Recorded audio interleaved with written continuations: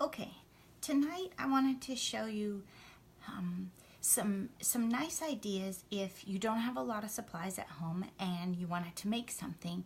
And some of the feedback I've gotten is that you'd like to know more of the basics. So I'm going to show you how to make a card with a stamped image that you color in.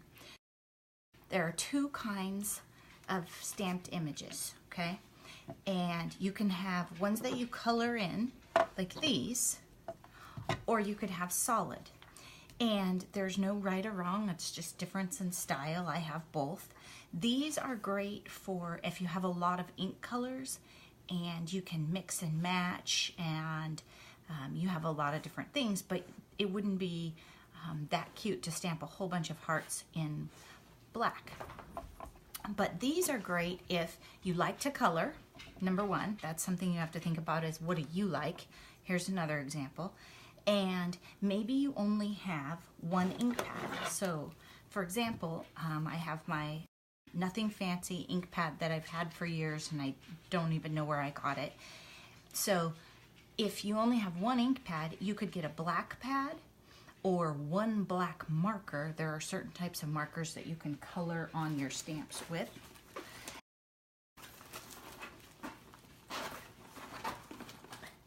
Like these zig markers, that's the idea, is you can take this black marker right here and you can color on this stamp. And there are lots of versions of markers like this out these days. And you can stamp. Now, that wouldn't necessarily work for a really big, and I got a little bit of pattern because I didn't do a good job following the actual line of the butterfly. And I haven't used the stamp in years, so let's try it one more time. And as I was saying, it wouldn't work really well for a great big stamp, but if you were just a beginner and you found one of these markers on sale or just in a thrift store or something, you wanted to try it, there you go. Okay, so you have a stamped image. Now, the much easier way, and quite frankly, the markers are probably a couple dollars and you could get a black ink pad for about the same. So I'm just gonna flip this over and show you. You can take this and stamp it here, and then you could color it in. Whereas with this, when you stamp it, what you see is what you get. So you're not gonna be able to color those leaves with a green colored pencil, whereas you could color this butterfly in if you wanted. So typically with something like this, a solid stamp, I would use a color, a red, a pink, a purple, a green for my leaves. So in this example, we're just gonna talk about the stamps that we're coloring in. So I'm gonna set the solids aside.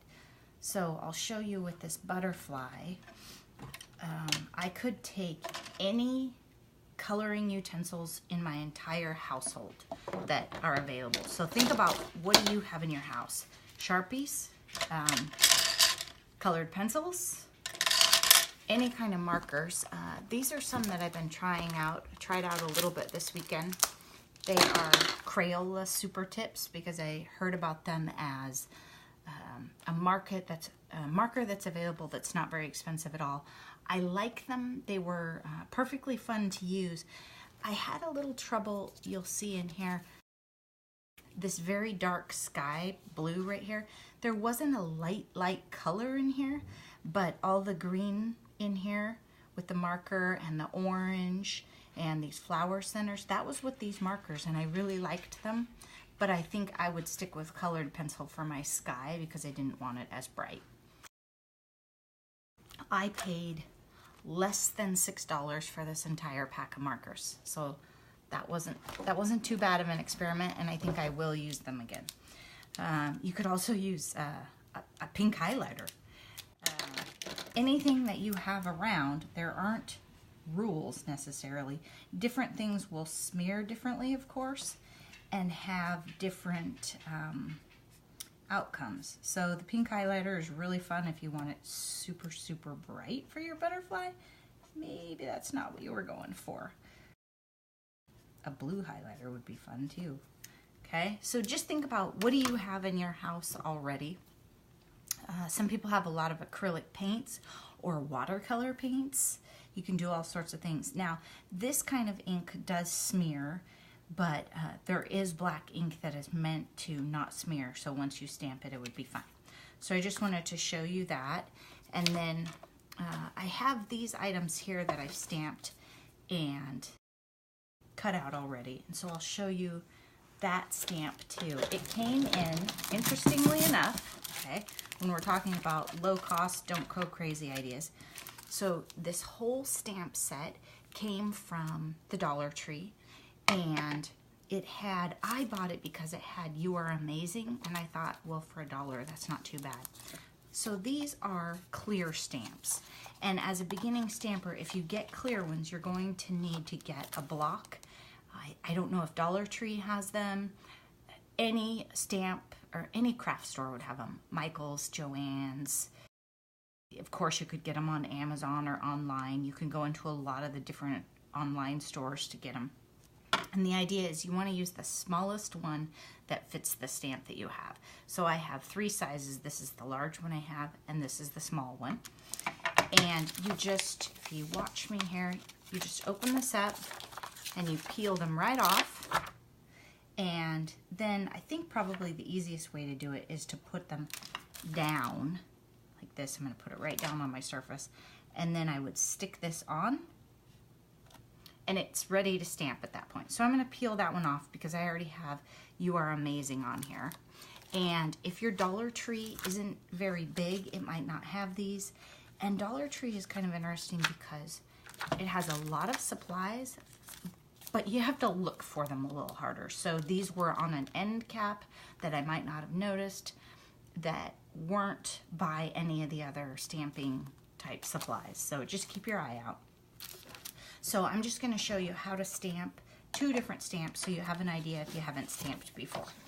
Okay? And what I did with these was I stamped a whole bunch of them because I was traveling. So before I left, that's how I had time to color all of these. I have quite a few of them, I think. I took this stamp and my black ink pad and a bunch of scraps. Some are cream and some are white, and stamped them out. And then I grabbed my pencils and this and actually a clipboard. And so think about in your life, especially if you think you don't have time, where could you fit in some time for crafts and relaxing? I was waiting for a basketball game to start. I was there very early. I had a lot of time to kill, and I colored, I think, almost all of this while I was at the basketball game, and I had a great time, and you could see I even had time to do some shading on the flowers, that kind of thing. That's another way to do it. Or you're going away for the weekend and you just want to have 1 or 2 things with you. Okay, so let me show you this. So when you go to stamp, I just have a couple scraps here, any old paper. If it's a little stamp like this, you take it, ink it up. Don't push too hard because you don't want to get a bunch of ink around the edges or that'll mess you up. And then set it down. And on these clear rubbery stamps, the silicone ones or any of the clear ones, you just want to set it down, push gently, don't rock it on any stamp, let it set for a minute, and then lift up. And there you go. So you never want to rock them. There is no difference as far as the stamped outcome. You won't know the difference whether you use a block wooden stamp or the clear. The clear ones are much more popular now. Years ago, we had all block stamps. So you can see here, I still have quite a few block stamps, and they're the ones that I like and I will keep and not get rid of. But as I buy new ones, I am using the clear, and I'll show you how much easier it is to position a clear stamp and figure out where it's gonna go in just a minute.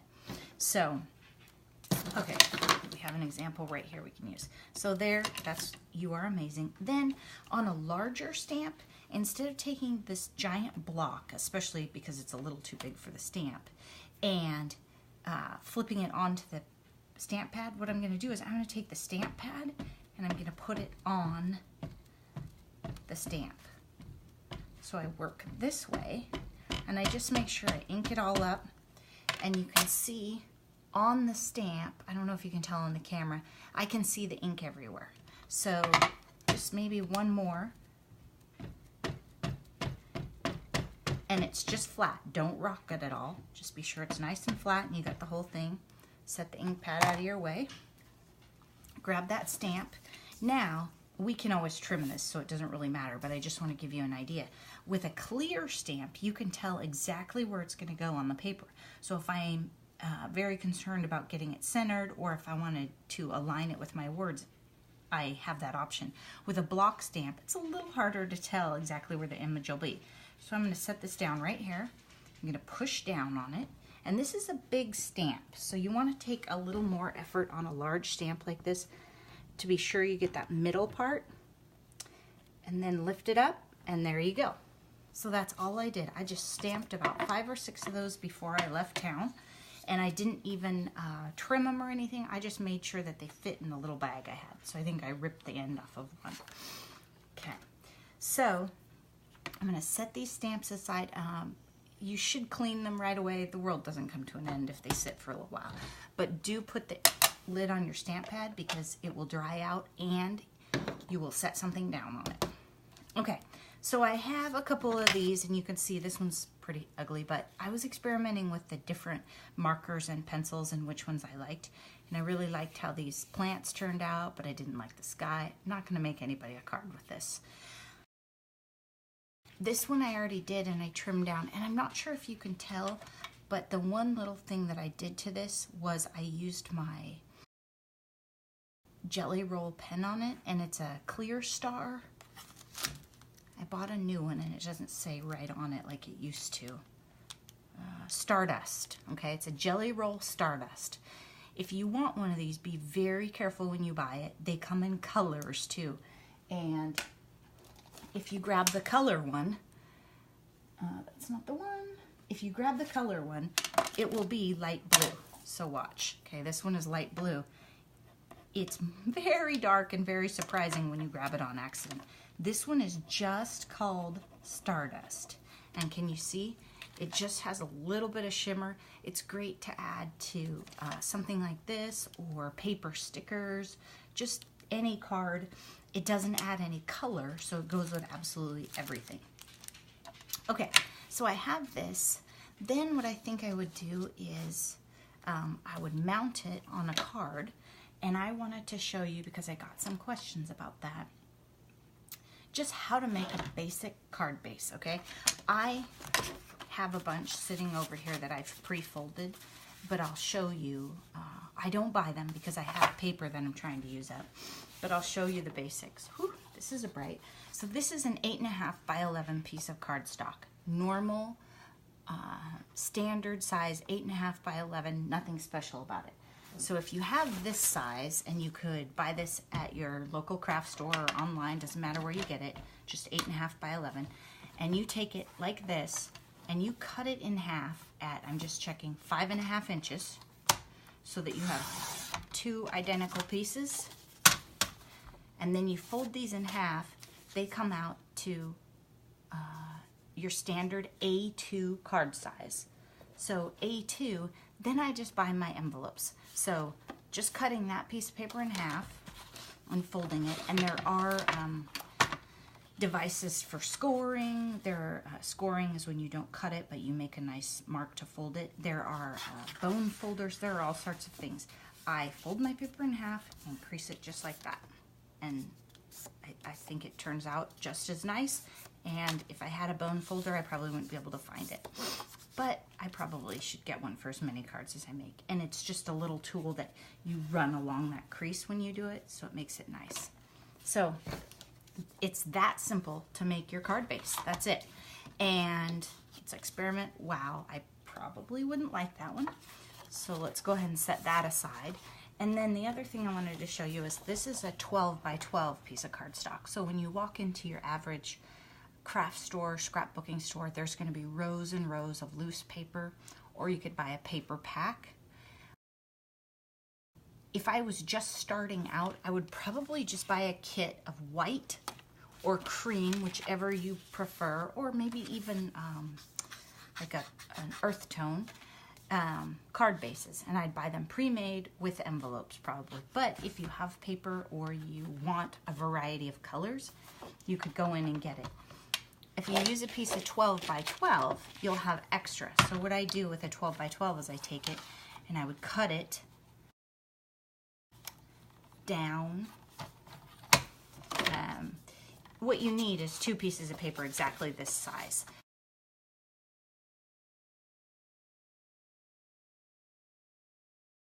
And how you do it doesn't really matter. It's just that I have a habit of cutting it down first and then over. So this is 8.5, and then I'd cut off a 5.5-inch piece right here.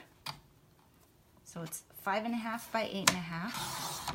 There we go, and you'll see it's exactly the same size as that one. It is, I promise.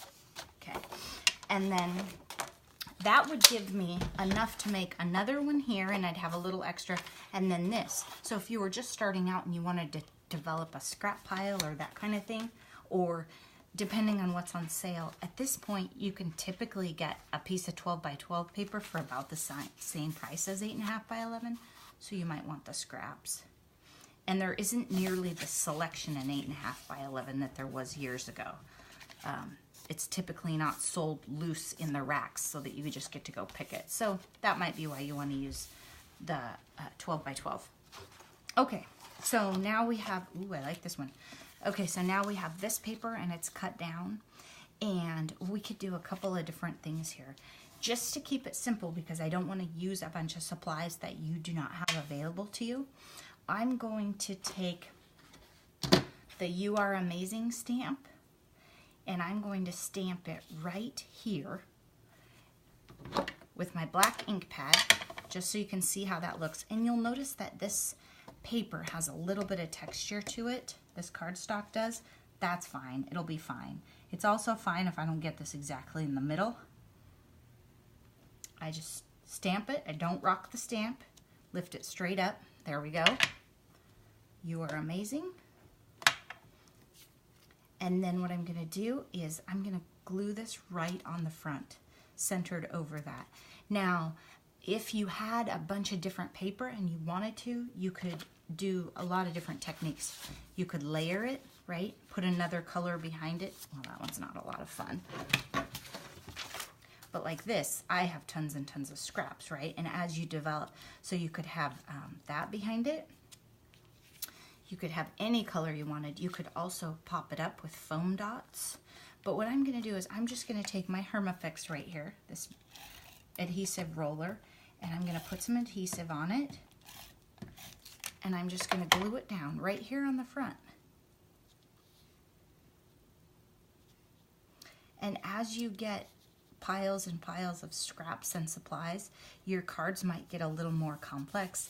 But I just wanted you to see that this card has a lot of color and is very cute, and I didn't use a lot of expensive supplies on it. So whatever you have to color with, and some paper. And the paper that I'm stamping the images on is white or cream cardstock, which you could buy in the same place that you'd be buying your card bases, okay? And then envelopes, typically, if you don't buy your bases and your envelopes in a package together, which isn't the most economical way, like if you're going to do a lot, but as a starter, you could buy like 25 of them and see if you like it. I buy my envelopes now on Amazon because I buy them in big quantities. So that's the way I do it. So I just wanted to show you that card, and we could have done the same idea with this rose, stamped it out, colored it in, put it on the front. That would be gorgeous. Or maybe a leaf for fall, or gender neutral, or maybe if it was a less, not as cheerful of a card, you know, not You're Amazing, but maybe somebody had a loss, that kind of thing. So there you go. That's another card idea. I just wanted to show you and let you see that it doesn't take a lot of supplies, and that one turned out really fun. I will tell you my personal style, I don't love to color a lot. And so if I'm not in a situation where I'm away from the majority of my supplies, I would probably rather use some solid stamps and a couple different colors of ink and stamp it out. But this is great for if you don't have a lot of supplies or if you can't take a lot of things with you. Okay, thank you so much for watching. Please write in the comments and let me know which kinds of stamps you think you're going to be more interested in. The solid ones where you're stamping things out in lots of colors, or if you're more interested in the outline stamps and coloring. Okay, thanks so much. Bye-bye.